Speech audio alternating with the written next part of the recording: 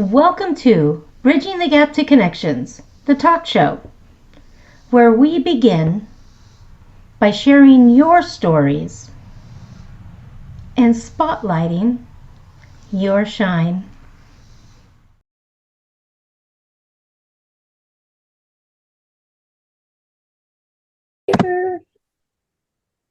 Hello, everyone. Welcome back to Bridging the Gap to Connections. I'm Darla Williams here, and today I am featuring Brian King. Brian King emphasizes on autism, ADHD, MS, and other disabilities. Who is Brian King? He is a storyteller, coach, and communication expert who helps neurodivergent individuals and families build stronger, more authentic relationships. As someone living with autism, ADHD, physical disabilities, and a father of 3 autistic sons, Ryan brings both personal experience and professional insight to his work. He's the author of 7 books and the creator of AuDHD in translation, where he shares articles, tips, and original fiction stories to put words to what often goes unspoken in neurodivergent life. He also hosts the podcast Riffin About Life, where real talk meets real growth. If you've ever felt like you're speaking 2 different languages with people you love, Brian's here to help you translate. So, welcome, Brian. Hello, Darla. This is exciting. I love the fact that you are able to really educate others in this world, because this is an area that gets unspoken, uneducated, and I really would love to hear more about you and your story to how you got into the world of actually helping others. Well, I have my master's in social work. I got into helping others initially because I was helped by social workers. I had cancer when I was 18. It was my graduation present from high school. I got diagnosed right out of high school and went into chemo. That's how I spent my summer. So I had this dream that I was going to help cancer patients get through the experience until my oldest son was diagnosed with autism. And I saw how unwilling the school district was to help him. They thought we should medicate him and tell him to sit down and behave himself. Well, that was absurd.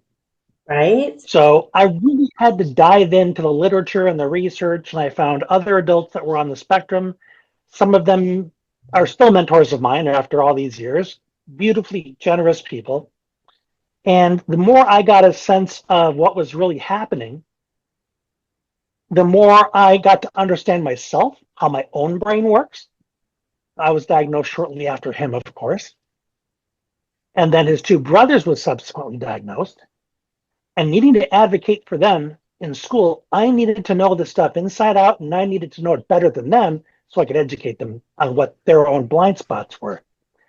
And I was in a parents group trying to get support for myself, and it quickly occurred to them that I could articulate their child's internal experience better than anyone else. So a group of moms came to me and said, we've been talking, and we agree that if you open up your own practice, we're going to come to you and tell our friends to come to you as well. So they bugged me for close to a year to do it. And when I finally decided to make the leap, within 4 months' time, I was making full-time income. Nice. Because those moms kept their word, and my practice was filled almost immediately. And that was 19 years ago. And I'm still at it. I've written books. I've toured the country doing presentations for rooms full of teachers and parents and auditoriums. And that's kind of how it all came to be. How exciting has your life been, being able to bring light to those who need that information? It's really been a blast. It's not only the traveling and getting to know the new people, but I'm always learning. With all the research and meeting all the new people, there are all these nuances to the experience that are missed when people stereotype and generalize. And far too often, people on the spectrum themselves look for the box they fit in, and then they don't look any deeper. Right? That is true. And then it prevents them from being able to self-advocate more effectively because they just feel anxious and they just feel upset and they call it autism and expect the rest of the world to know what to do. And they don't. Oh, It doesn't wow. work like that. So, being the fact that you have been in this, well, obviously yourself having autism and ADHD both. Yep, and dyslexia and dysgraphia and dyscalculia. So I'm extraordinarily disorganized and dysregulated. And ironically, I wrote an article about this on my Substack yesterday, AuDHD in translation, that explains how my brain works so that people can see how lopsided it is and how my brain shows up in a problematic way, but also how it balances each other out. So that's something that I wish others would do for themselves also, because it not only shows you what areas you really need to give yourself grace in, Right. but it's a tremendous self-advocacy tool because you don't need to keep repeating yourself, educating people over and over again. You just say, read this. Exactly. So, where can people find that to get a little bit deeper insight? Well, a direct link would be agathasgarden.com. That's the novel I'm writing. And that takes you right to my Substack. And you can look at the list of articles. It should be somewhere near the top because it's the newest one. Nice. Nice. So, here you are, you're out here, you have your own practice, you're helping your own family, you have all of these disabilities, or what I like to call different abilities. You're really just a different ability. You're really not disabled. You just do things differently than others. The Well, I'm disabled in that if you compare me to others, I don't have the abilities they do. If you look at what's necessary to navigate society effectively, then I'm disabled. And I used to be very able-bodied. I studied martial arts for 10 years. I would take long walks just to relax. Now I can't do any of that. And being in a wheelchair for several years now, I learned very quickly how the world was not built for me or anybody like me. Now, is that due to the MS? Yeah, and the Ehlers-Danlos too. They kind of work in concert. And it's very difficult to walk. It's getting harder to use my hands. So having assistive devices that can open the door or doors that are light so I don't have to really muscle it. And just a simple ramp, one that doesn't have a 60-degree incline. There Right. are some people out there that, okay, I put a ramp. Yeah, for who? A motorcycle rider? Exactly. It has to be a gradual decline going back and forth to help you because, my Lord, you're not climbing Mount Everest in that wheelchair. I mean, or you shouldn't So, be trying, anyways. but one thing, in terms of different ability, I would think in many ways there are abilities that maybe a lot of people have that we really have to be extra at. And one in particular is resourcefulness. We've got to be much more creative on the fly in terms of solving problems because we don't always know what we're going to encounter. And also resilience, being able to move forward and being able to persevere even in the more frustrating moments. Right. And that takes time to learn. That's an internal journey to be able to discover that and unwrap it and be able to implement it consistently. When we had our first meeting, you shared something with me. You said that you have been able to begin finding treasures in adversities. Can you dive further into that and really unpack that for the people? Absolutely. It goes without saying, I'm going to say it anyway. I grew up with all this stuff undiagnosed. I grew up in the 70s and 80s, so I was the weird kid. I was the one who was just misbehaving, didn't care, wasn't motivated enough, was my own worst enemy, and nobody knew that I was struggling with a brain that wasn't coordinated. So I had to do a lot of looking back, reparenting, doing a lot of healing in order to pull anything out of those experiences other than pain. I had to be able to look at the other side of that coin. What is the benefit within this? Because there's two sides to everything, just how the universe decided to wire itself. So Right. as I healed, I would ask myself, what's good about this? What's good about the fact that this happened? Well, now I am able to give myself more self-compassion. I'm able to be present with someone who's had a similar experience, and I can model for them that there is a way forward from it. As most people, I would say most, but many people that I've met would say, man, I wish it never happened. Man, I'd do anything if that didn't happen. Well, do you have that option? Can you go buy a button somewhere and say, okay, this is the it never happened button? No, it's there. So the reality is it's yours to do something with. And the more of those things you heal, the more treasure you find. Does that answer your question?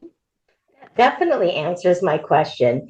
So, if I was to ask you, what would you say that you, with others that are looking for help, how would people know that you are the person to go to? They'd have to find me, honestly, because we're back in 2006 when I started, I was an anomaly, a social worker with the very diagnosis the kids had. And I was also a parent with kids like that. I was like the Holy Grail. But now, 19 years later, we're a dime a dozen. So it's really difficult to find your person. So you're going to have to do some tire kicking. You're going to have to read in depth about what a specific person is about. Maybe even have a session with them to see if it's a good fit. And ask around. Who do you know? Who would you recommend? Who have you come across? But it's probably not going to be the first person that you find unless it's me. Right. So, you're here, and I want people to know, how is the best way for people to find you and your services? Well, I am very available online. The first and best place probably at this point is the Substack, then my Facebook profile, and then don't forget YouTube. I almost forgot that. And then there's my website, briancanhelp.com. With that, I want to dive a little bit more into what is it like for you having children, being autistic and ADHD and other disabilities, having children with disabilities. How was that journey for you? Chaotic, because the boys are not very similar. My oldest is the little professor type, very factual about everything, very logical, not very in touch with his emotions, really into movies at the exclusion of all other activities. And my middle boy, who had a significant speech delay, he wants to talk about rocks and bugs, and he likes the horror genre. And my youngest has a real flair for the writing like I do. So his brain is always coming up with stories and character ideas. And so to find a way for them all to get together is difficult. Now, if they find a movie that they all want to go see together, they go to the theater together. But then they'll come home and just go to their respective corners again.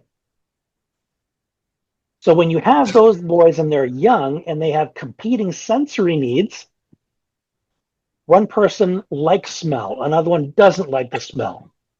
One person likes to touch a lot because they need that input. The other one is don't touch me. Yes. Because of skin sensitivity. I have a lot of touch sensitivity as well. And they can't really communicate to each other why they don't like it and what to do instead. So typically it would lead to a blow up. So this is what it like when they were younger. So my wife and I had to work really, really hard at supporting them emotionally, helping them de-escalate, showing them compassion so that they realize they're not bad. Now, and of course, school instilled in them that they're the bad ones. So that was really competing messages. But now that they're adults, I can see a lot of how my wife and I's parenting has paid off. They're kind, they're very even keeled with their emotions. They're slowly developing some friendships, and they all seem to be confident. So putting our nose to the grindstone helped tremendously. But here's something that I can't emphasize enough. One of the first priorities when one of your kids is diagnosed is you got to get a therapist and work on your stuff. Right. I You agree can't, 100%. you can't pretend you're normal, you're okay, you've got it all together because it just ain't true. You're a human being that did not have a perfect childhood, and there are remnants of that. And unless you get that dealt with, it's going to affect how you show up. It might make you defensive, give you a short temper, make you impatient, make you more inclined to minimize their feelings. Oh, you're making too much of this. You're overreacting. If you had a better relationship with your own emotions, you would not say that to your kid. Exactly. Exactly. That is the absolute truth. When it comes down to the children, when they are developing, they don't have any gauge of sensory or when or how to respond. It is up to us parents to give them the resources and the ability to begin developing. We are their source to development. And how many times are there so many adults out there that are dysregulated and unaware of their own self? How can they be effective for those who are already not a typical mind, so you have to learn how to deal with you first so that you can be present for those around you. That is a great thing that you just unpacked and allowed people to understand, what Brian just really, what I want to just share there as a parent. I know that it can be challenging and you may feel that you are not doing what you need to do, especially with those who have these challenges in life. The only thing you can do is continue to maintain your self-control, and in that, be able to hear, see, and understand that this isn't a part of you, but a part of the experience that's going to help to guide them in the right direction. And if you can maintain yourself, you're going to be able to give them. And that's what Brian's saying. He got the opportunity right there to watch his children grow up and you see how kind and respectful and confident they are because he took the time to understand. And I modeled those things. I didn't say you got to learn to be more patient. I modeled patience. I was patient with them. So they got to see how that felt and how powerful it was because it helped to regulate their emotions when they were all over the place, which is pretty typical for folks like us. It's very difficult to find that happy medium with our emotions. They either swing high or they swing low. That is the truth right there. The pendulum swings quite widely with us in this arena. So we often need someone to co-regulate with us, which is we need a calm person who can show us where it's at, remind us where calm is. Yes, And absolutely. that, and you can't do that though if you internally are, gritting your teeth and you're saying, "All right, honey, time to calm down," because guess what? This kiddo who is hypersensitive is going to feel what you're feeling. So if you're saying something else, doesn't matter. They'll feel your anxiety and your tension, and that will escalate them even further. So you've got to authentically be calm and then invite the child to join you in that. That takes a lot of internal work. And this is another really important thing. When you're getting your own help, you are modeling for your child that getting help is a good thing. That is something that is very, very important. If we are not modeling the example, how is anyone else going to know what to do? And breaking the stigma that getting help is, we see in the world so many times, oh, don't talk about the fact that you need mental health help.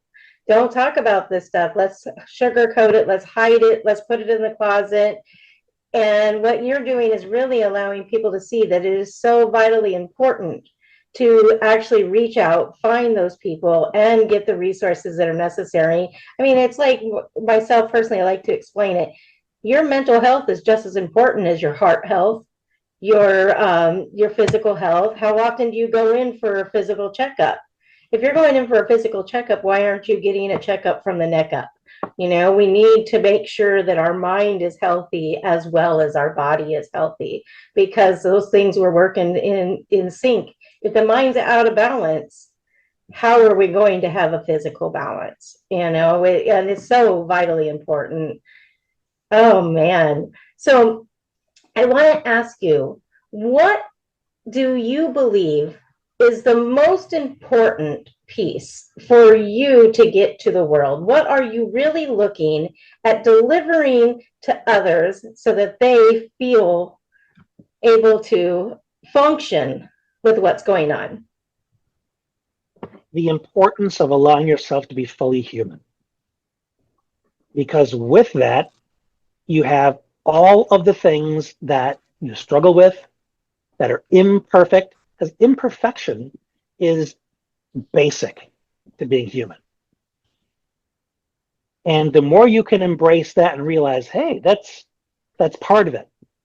Not to say it's all enjoyable. Some of it sucks, frankly. But it's there. It's the reality. How do we incorporate that into our experience without saying I'm bad or less than because of this stuff?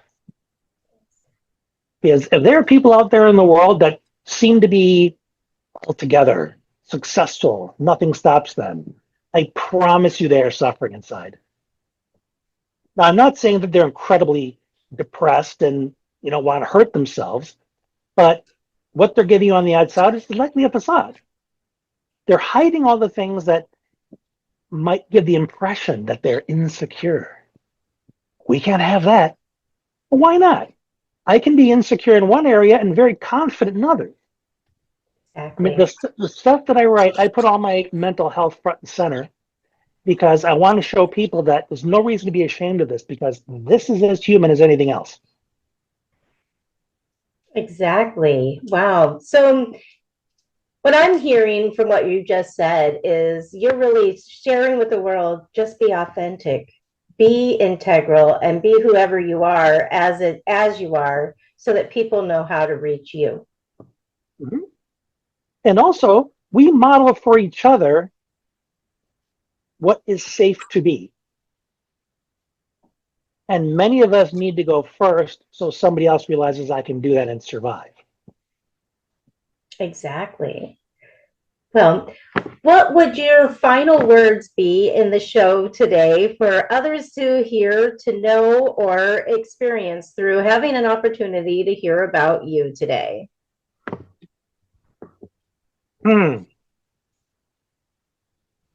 Do everything you can to get to know what the autism means for you. Don't settle for a superficial understanding. Get as deep as you can.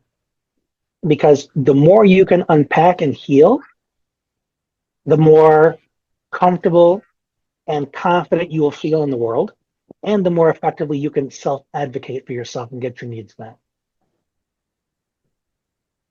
Well, Thank you so much, Brian. I know that we both have busy days and things that we're doing. This is another episode of Bridging the Gap to Connections with Darla Williams and obviously Brian King, and he can help. So as Brian, I can help.